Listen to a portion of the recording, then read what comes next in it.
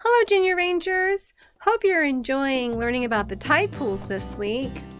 We wanted to take a moment today and read you a story of one of our favorite friends from the tide pools, the hermit crab. So sit back and relax as we read A House for Hermit Crab. Written and illustrated by Eric Carle and published by Simon & Schuster. Hermit crabs live on the ocean floor. Their skin is hard except for the abdomen, which is soft. To protect this soft spot, the hermit crab borrows a shell and makes this its house. Then only its face, feet, and claws stick out from the shell. That way it can see, walk, and catch its food.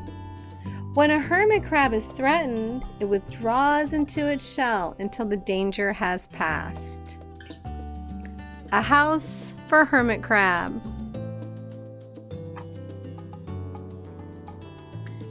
"Time to move," said Hermit Crab one day in January. "I've grown too big for this little shell." He had felt safe and snug in his shell, but now it was too snug. Hermit Crab stepped out of the shell and onto the floor of the ocean. But it was frightening out in the open sea without a shell to hide in. "What if a big fish comes along and attacks me?" he thought. "I must find a new home soon." Early in February, Hermit Crab found just the house he was looking for. It was a big shell and strong. He moved right in, wiggling and waggling about inside it to see how it felt. It felt just right. But it looked so plain, thought Hermit Crab. In March, Hermit Crab met some sea anemones. They swayed gently back and forth in the water. "How beautiful you are," said Hermit Crab. "Would one of you be willing to come and live in my house? It's so plain. It needs you." "I'll come," whispered the small sea anemone. Gently, Hermit Crab picked it up with his claw and placed it on his shell. In April, Hermit Crab passed a flock of starfish moving slowly along the sea floor. "How handsome you are," said Hermit Crab. "Would one of you be willing to decorate my house?" "I would," singled a little sea star. Carefully, Hermit Crab picked it up with his claw and put it on his house. In May, Hermit Crab discovered some coral. They were hard and didn't move. "How pretty you are," said Hermit Crab. "Would one of you be willing to help me make my house more beautiful?" "I would," creaked a crusty coral. Gingerly, Hermit Crab picked it up with his claw and placed it on his shell. In June, Hermit Crab came to a group of snails crawling over a rock on the ocean floor. They grazed as they went, picking up algae and bits of debris, and leaving a neat path behind them. "How tidy and hard-working you are," said Hermit Crab. "Would one of you be willing to come and help me clean my house?" "I would," offered one of the snails. Happily, Hermit Crab picked it up with his claw and placed it on his shell.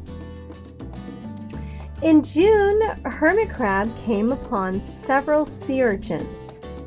They had sharp, prickly needles. "How fierce you look," said Hermit Crab. "Would one of you be willing to protect my house?" "I would," answered a spiky sea urchin.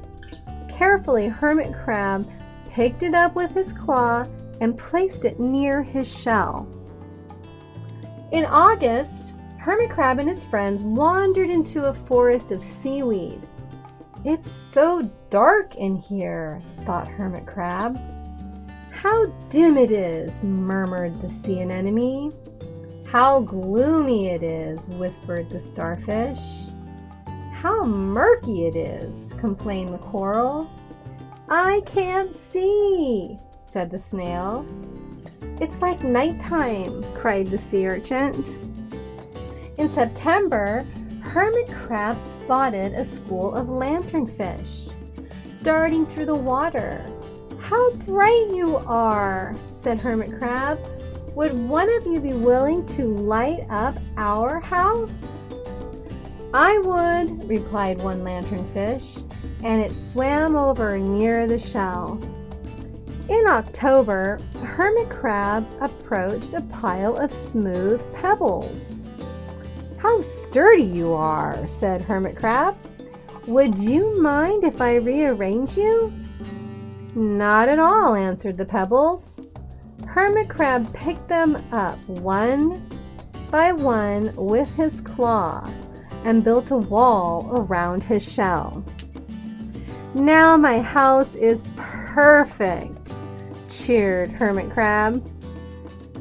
But in November, Hermit Crab felt his shell seemed a bit too small. Little by little, over the year, Hermit Crab had grown. Soon he would have to find another, bigger home.